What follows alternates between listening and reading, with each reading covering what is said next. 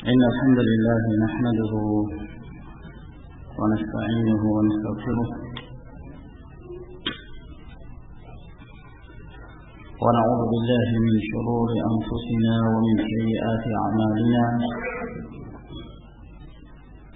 من يهده الله فلا مضل له ومن يضلل فلا هادي له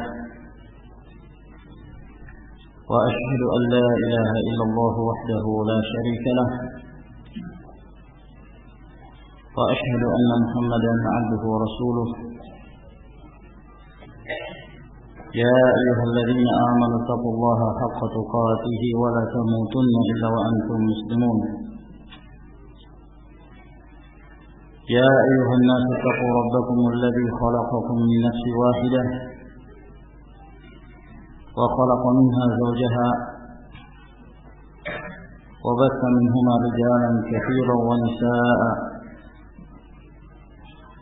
واتقوا الله الذي تساءلون به والأرحام إن الله كان عليكم رقيبا يا أيها الذين آمنوا اتقوا الله وقولوا قولا سديدا يصلح لكم أعمالكم ويغفر لكم ذنوبكم ومن يطع الله ورسوله فقد فاز فوزا عظيما أما بعد فإن أصدق الحديث كلام الله تبارك وتعالى وخير الهدي هدي محمد صلى الله عليه وعلى آله وسلم وشر الأمور محدثاتها فإن كل محدثة بدعة وكل بدعة ضلالة وكل ضلالة في النار. Di antara rahmat dan kenikmatan yang Allah Azza wa Jalla berikan kepada kita, di mana Allah Tabaraka wa Taala mempertemukan kita di tempat ini, di salah satu rumah Allah Subhanahu wa Taala, di majelis ilmu, majelis yang di dalamnya kita saling mengingatkan at-tawasul bil haqqi wat tawasul bis sabr. Semoga Allah Jalla wa Ala menjadikan kita sebagai hamba-hamba yang saling cinta mencintai karena Allah Subhanahu wa Ta'ala. Dan telah kita ketahui bersama keutamaan ziarah yang disebutkan oleh Rasulullah alaihi salatu wassalam, huqqat mahabbati lil mutazawirina fiyya wa huqqat mahabbati lil mutahabbina fiyya. Telah berhak mendapatkan kecintaanku bagi orang-orang yang mereka saling kunjung mengunjungi, saling berziarah karena Allah Jalla wa Ala, dan berhak pula mendapatkan kecintaanku mereka yang saling cinta mencintai karena Allah Tabaraka wa Ta'ala. Oleh karena itu kita senantiasa berharap semoga berkumpulnya kita di tempat ini menjadi perkumpulan yang dirahmati Allah Subhanahu wa Ta'ala, yang dengannya kita mendapatkan berkah dan meraih kenikmatan dan anugerah dari Allah Jalla wa Ala. Pada pertemuan kita yang singkat, yang insyaallah ta'ala pembicaraan kita pada malam hari ini hanya antara maghrib dan isya, dan insyaallah adapun ba'da isya kalau Al-Ustaz Abu Uthman ingin melanjutkan sampai jam 12, tafadhal.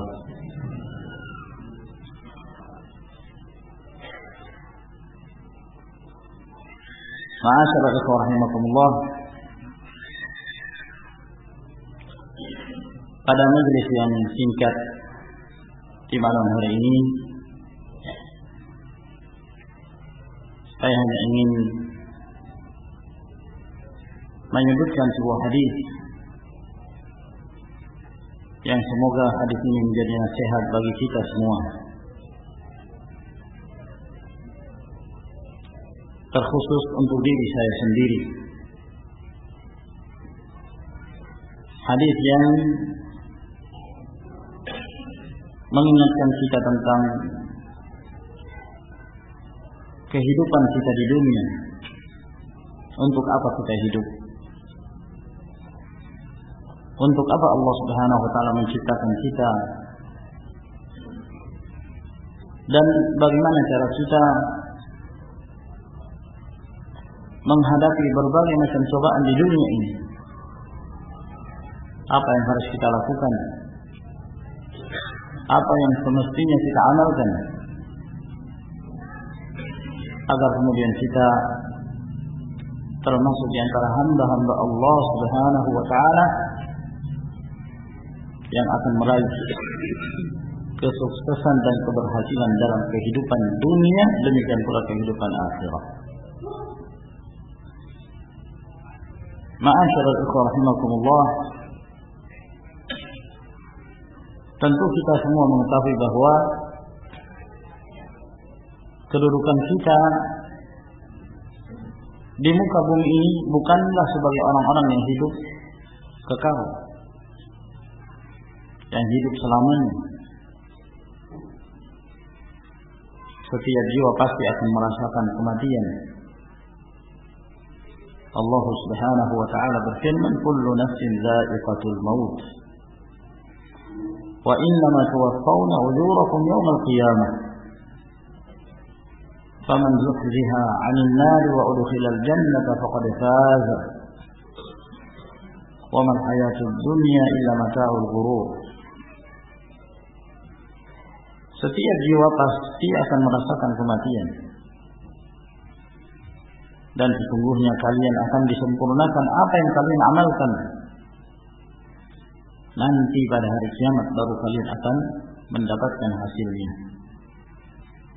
Maka barang siapa yang dijauhkan dari neraka dan didekatkan kepada jannah, maka sungguh dialah yang mendapatkan kemenangan. Dan tidaklah kehidupan dunia ini melainkan kesenangan yang menipu. Dan Allah Jalla wa'ala menjelaskan tentang hakikat kehidupan akhirat, bahwa kehidupan akhirat merupakan kehidupan yang sesungguhnya. Dan kebahagiaan dalam kehidupan akhirat hanyalah dirasakan oleh mereka yang ketika di muka bumi ini tunduk kepada Allah, beribadah hanya kepada Allah Subhanahu wa taala dan tidak menyekutukan dalam beribadah kepadanya. Tilka ad-darul akhiratu naj'aluha lil ladzina la yuriduna 'uluwan fil ardi wala fasadan wal 'aqibatu lil muttaqin. Itulah kehidupan akhirat. Kehidupan akhirat itu akan diraih orang-orang yang mereka tidak menghendaki kesombongan, kecongkakan dalam kehidupan dunia, dan mereka tidak melakukan pengerusakan dengan kemaksiatan, dengan perbuatan dosa. Dan akibat yang terbaik itu akan dirasakan oleh orang-orang yang bertakwa kepada Allah Jalla wa'ala. Disebutkan dalam riwayat Al-Imam Tirmidzi rahimahullahu taala dalam jami'nya, dan sebagian menyebutkan Sunan Tirmidzi, Meskipun penamaan yang benar disebut Al-Jami' Lit-Tirmidzi rahmatullahi alaihi. Beliau meriwayatkan hadis dengan sanadnya dari Hannad bin Mustari, dari Waqi' bin Jarrah, dari Ar-Rabi' bin Subayh, dari Yazid bin Aban Ar-Raqashi, dari Anas bin Malik radhiyallahu ta'ala anhu. Beliau berkata, qala Rasulullah sallallahu alaihi wa ala alihi wasallam, telah bersabda Rasulullah sallallahu alaihi wa ala alihi wasallam, man kanatil akhiratu hammahu ja'ala Allahu ghinahu fi qalbihi wa jama'a Allahu shamlahu wa atathu ad-dunya wa hiya raghimah wa man kanat ad-dunya hammahu ja'ala Allahu al-faqra baina 'aynayhi wa farraqa Allahu 'alayhi shamlahu wa lam ya'tihi min ad-dunya illa ma qaddara lahu. Kata Nabi sallallahu alaihi wa ala alihi wasallam, man kanatil akhiratu hammahu, barang siapa yang akhirat itu menjadi hammahu, al-hammu an-niyyah wal qasd, niat, tujuan. Barang siapa yang akhirat itu menjadi niatnya, yang akhirat itu menjadi tujuannya, dia beramal di dunia untuk dipersiapkan sebagai bekal menuju pada kehidupan akhirat. Barang siapa yang akhirat itu menjadi tujuan utamanya, kata Nabi sallallahu alaihi wasallam, ja'alallahu ghinahu fi qalbihi, Allah Subhanahu wa taala akan menjadikan kekayaan itu ada pada dirinya, pada jiwanya, pada qalbunya. Wa jama'a Allahu shamlahu, dan Allah Subhanahu wa taala akan menyelesaikan segala urusannya, segala problemnya. Wa atathu ad-dunya wa hiya raghimah, dan dunia itu datang kepadanya dalam keadaan dunia itu raghimah. Yang dimaksud raghimah, haqiratun dzalilah tabi'atun lahu. Raghimah dalam keadaan dunia itu hina, rendah, dan dunia itu yang mengikuti hamba tersebut. Bukan hamba ini yang mencari-cari dunia sehingga dia mendapatkan dunia itu tanpa harus bersusah payah. Ini bagi seorang yang akhirat itu menjadi tujuannya. Lalu sebaliknya Nabi sallallahu alaihi wasallam mengatakan, wa man kanatid dunya hammahu, barang siapa yang dunia itu menjadi tujuan utamanya, niatnya,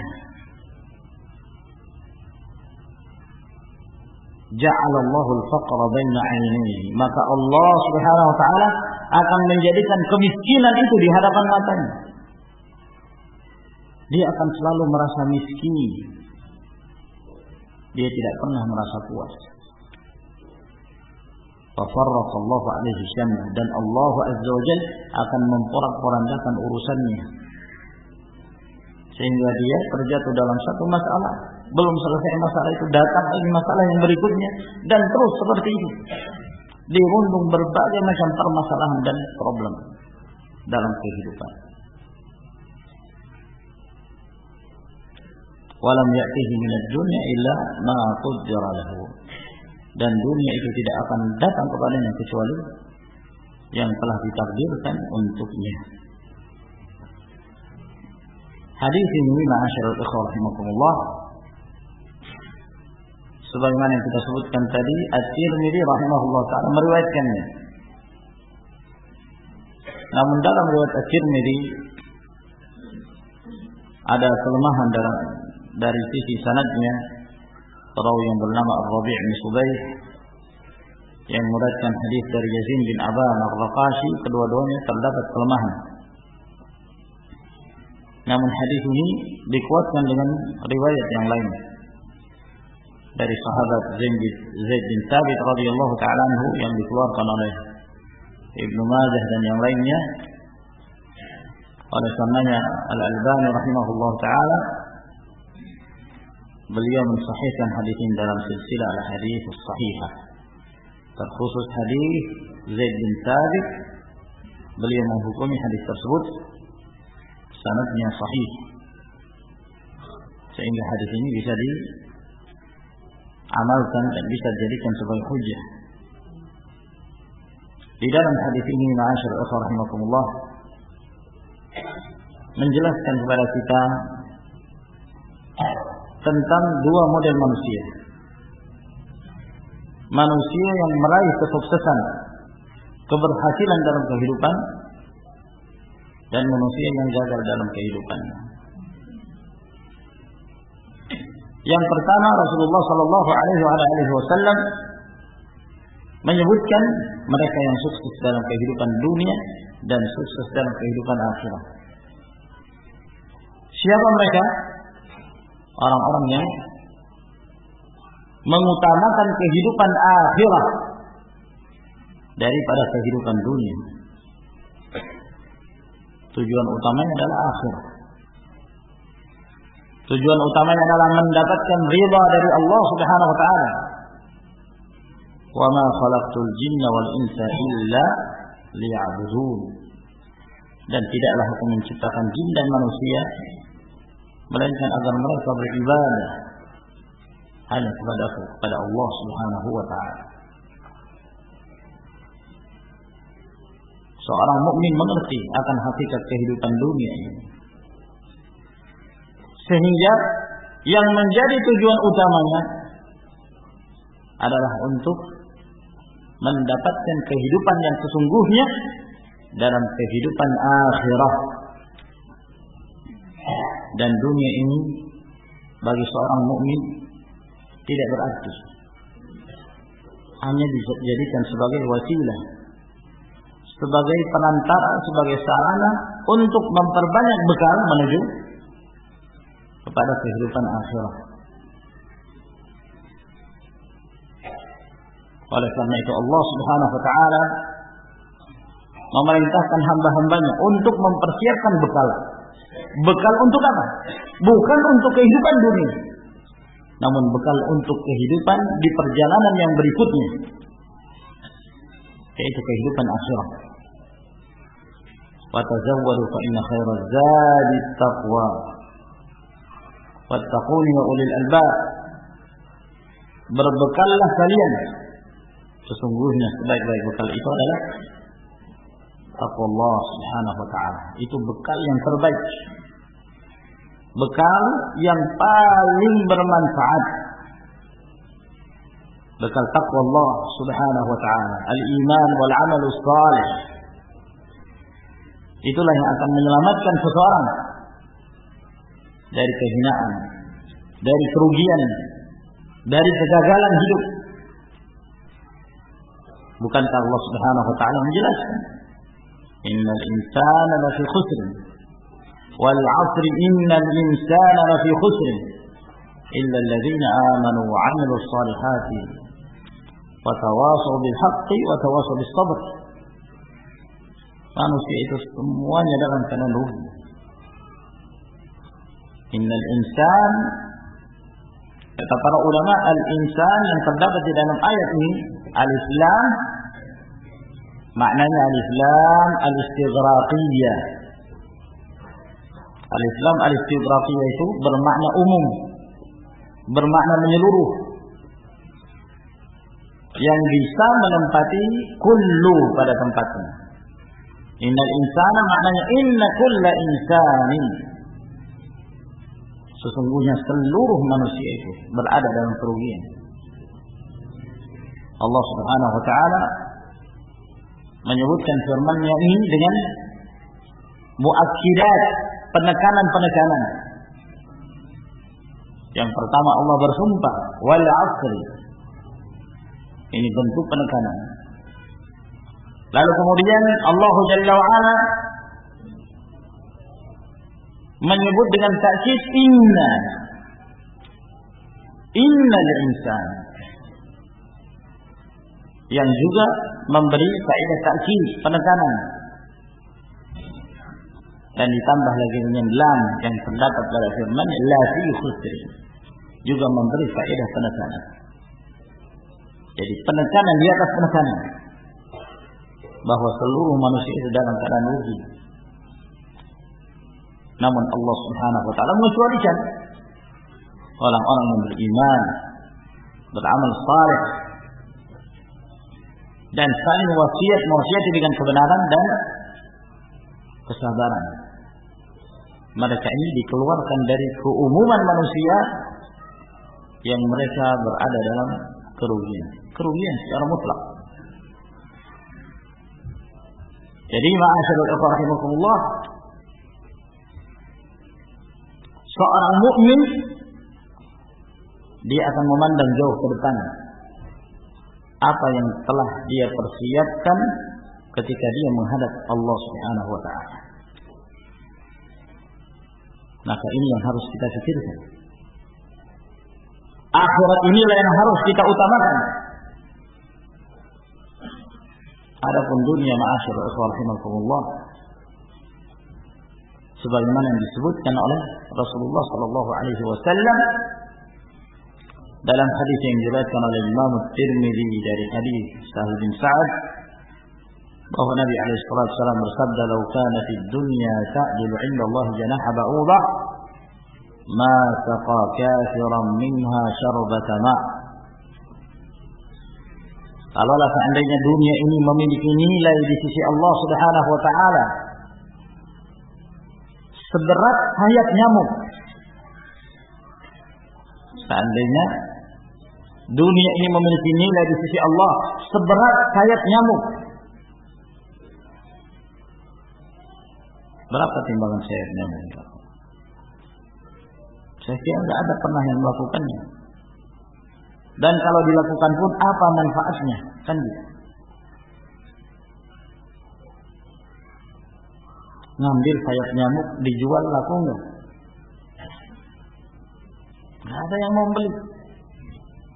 Jangankan ngasih aja orang enggak mau. Ngasih orang enggak akan menerima. Untuk apa? Nah, masih mending seorang mengumpulkan plastik atau mengumpulkan besi, masih ada yang mau mengambilnya, ya kan? Masih ada yang mau menerimanya, masih lumayan, timbangan 1 kilogram sekian. Tapi sayap nyamuk siapa yang mau terima? Diberikan pun hanya akan mengotor, tidak bermanfaat. Kata Nabi Shallallahu Alaihi Wasallam, kalau seandainya dunia itu memiliki nilai di sisi Allah seberat sayap nyamuk, apa nilainya sayap nyamuk? Maksudnya apa? Menunjukkan dunia ini tidak punya nilai sama sekali di sisi Allah Jalla wa Ala. Kalaulah seandainya punya nilai, ma saqa kafiran minha syarbata ma', niscaya Allah tidak akan memberikan seteguk air kepada orang kafir. Ternyata kita melihat kehidupan orang kafir luar biasa, nikmatnya, kedudukan mereka dapatkan, harta mereka raih. Ma'asyiral ikhwah rahimakumullah, maka seorang mukmin tujuan utamanya adalah al-akhirah. Apa keutamaan menjadikan tujuan utama kita untuk mendapatkan kehidupan akhirat? Karena memang kehidupan akhirat itu jauh lebih nikmat, jauh lebih baik, jauh lebih utama. Walal akhiratu khairun laka minan ula. Akhirat itu lebih baik bagimu daripada kehidupan dunia. Bal tu'thiruna al-hayata ad-dunya wal akhiratu khairu wa abqa. Kalian terlalu mementingkan kehidupan dunia. Padahal kehidupan akhirat itu lebih baik, lebih kekal. Apa keutamaan seorang yang lebih memprioritaskan kehidupan dunia, kehidupan akhiratnya? Itu yang menjadi tujuannya. Itu yang menjadi fokus utamanya. Kata Nabi sallallahu alaihi wasallam, "Ja'alallahu ghinahu fi qalbihi." Maka Allah Subhanahu wa taala menjadikan kekayaan itu dalam hatinya, dalam jiwanya. Ini kekayaan yang sebenarnya. Kekayaan jiwa, ketentraman hati, ketenangan dalam kehidupan. Kata Nabi sallallahu alaihi wasallam, "Laisa al-ghina 'an kathratil 'arab, walakin al-ghina 'an an-nafs." Dalam riwayat Imam Bukhari dari hadis Abu Hurairah. Bukanlah kekayaan adalah seseorang yang memiliki harta yang melimpah. Ini bukan kekayaan. Walakin al-ghina 'an an-nafs. Akan tetapi kekayaan yang sebenarnya adalah kekayaan jiwa. Seorang mukmin akan diberikan ketenangan dalam kehidupannya. Hatinya selalu bergantung kepada Allah dan dia merasa cukup dengan apa yang Allah Subhanahu wa taala berikan kepadanya. Orang yang seperti ini, ma'asyiral rahimakumullah, meskipun hidupnya itu pas-pasan, apa adanya yang dimakan, alhamdulillah, yang penting halal, kehidupannya sederhana, akan tetapi dia merasakan sebuah kenikmatan yang luar biasa di dalam dirinya yang tidak akan dirasakan oleh orang-orang yang tidak punya keimanan.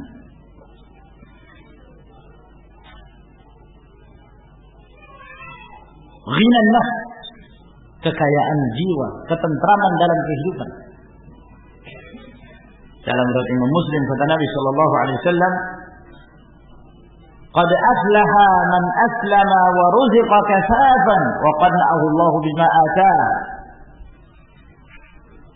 Sungguh telah beruntunglah seorang yang muslim lalu diberi rezeki oleh Allah Subhanahu wa taala, rezeki yang cukup. Dia tidak harus mengemis. Dia tidak harus meminta-minta kepada apa yang ada di tangan manusia. Dan Allah Azza wa Jalla memberikan sifat qanaa'ah, merasa cukup dengan apa yang Allah berikan kepadanya. Subhanallah. Muslim dapat rezeki yang halal meskipun sedikit, dan dia merasa cukup dengan pemberian Allah Subhanahu wa taala. Inilah kekayaan yang sebenarnya. Inilah yang dirasakan oleh Rasulullah sallallahu alaihi wasallam. Inilah yang dirasakan oleh para sahabat radhiyallahu taala anhum. Mereka bukanlah orang-orang yang kaya raya. Akan tetapi mereka orang yang merasakan ketenangan dalam kehidupan mereka. Ketika mereka beribadah hanya kepada Allah Subhanahu wa taala, tidak menyekutukan Allah dalam beribadah kepadanya. Dan mereka menjadikan kehidupan dunia mereka sebagai wasilah untuk mendapatkan kehidupan akhirat.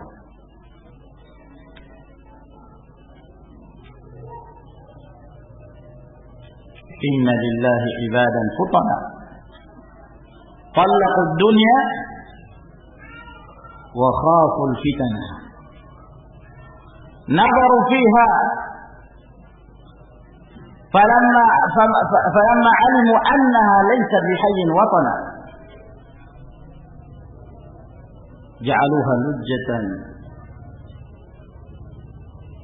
جعلوها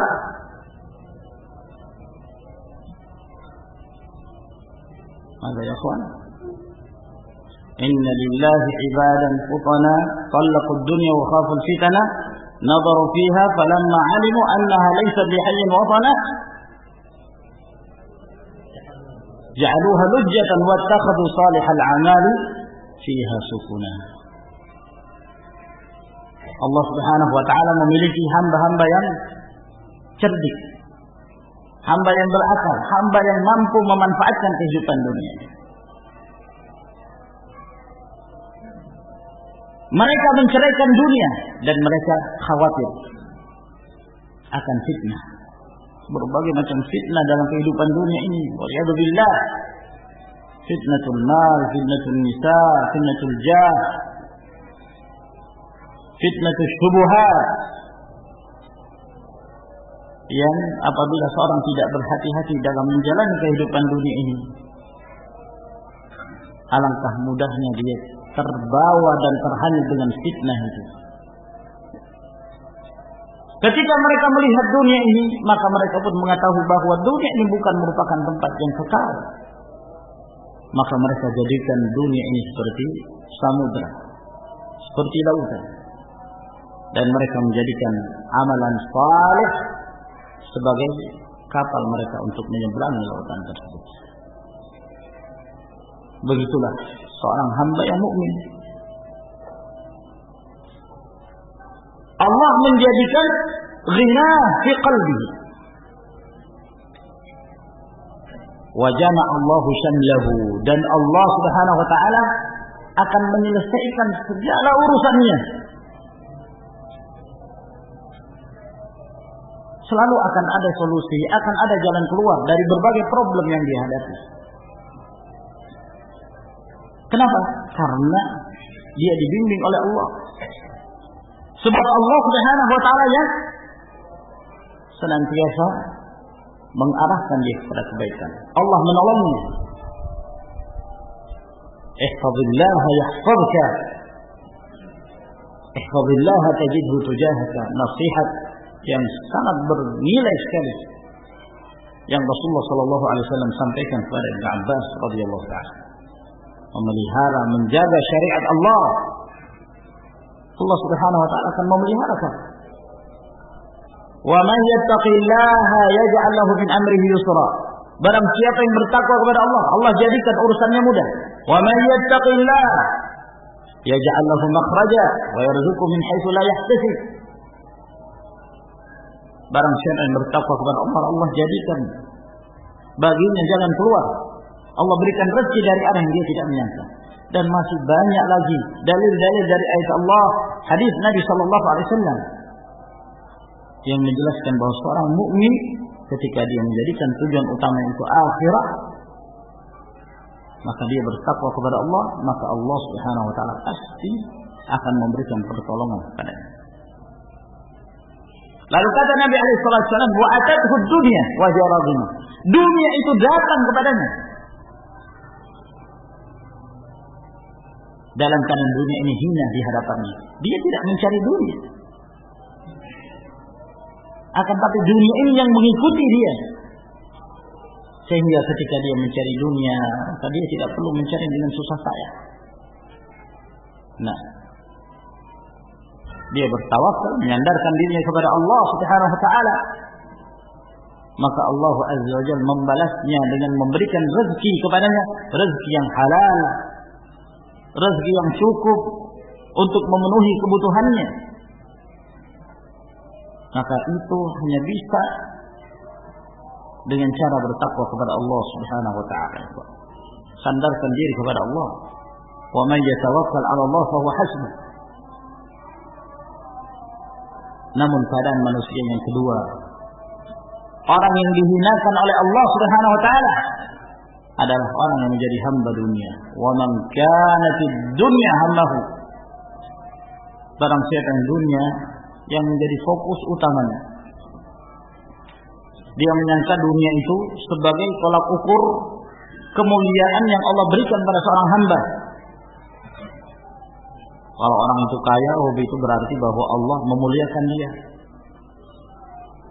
Kalau hamba itu miskin, kehidupannya apa adanya,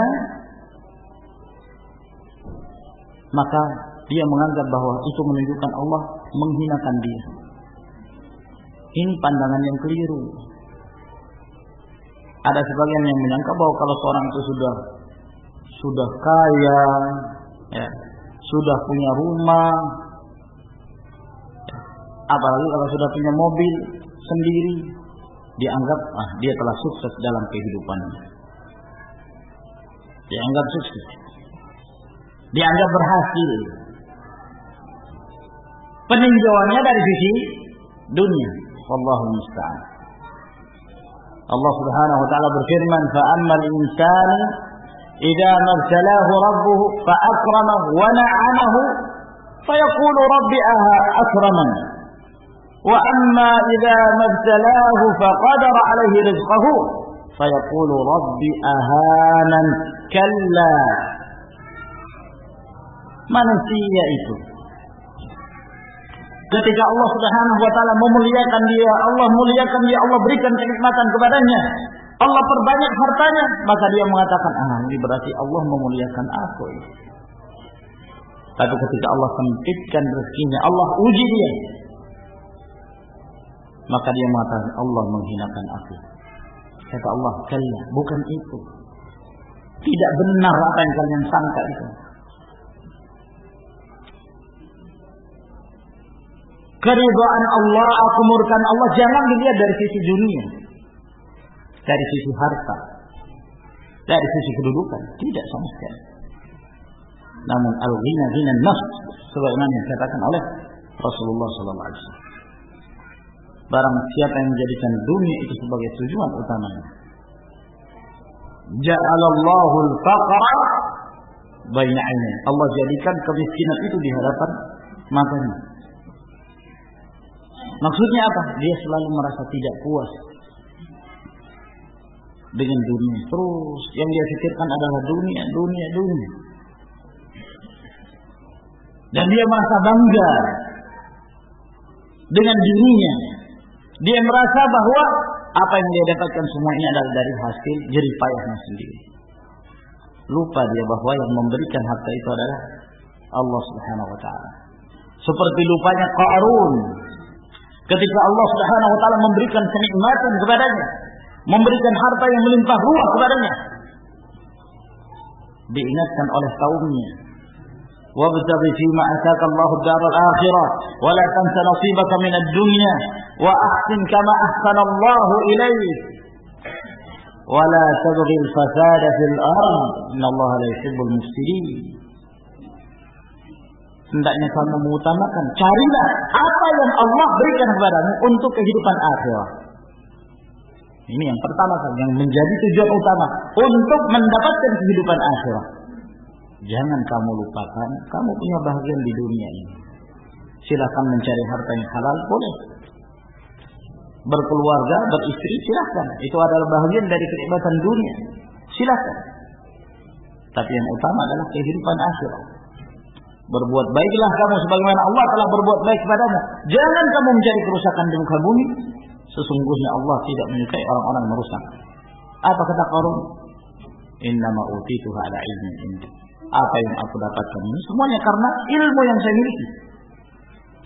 Berbangga yang menyebabkan dia lupa dan lalai dari Allah Subhanahu wa taala. Ini kehinaan.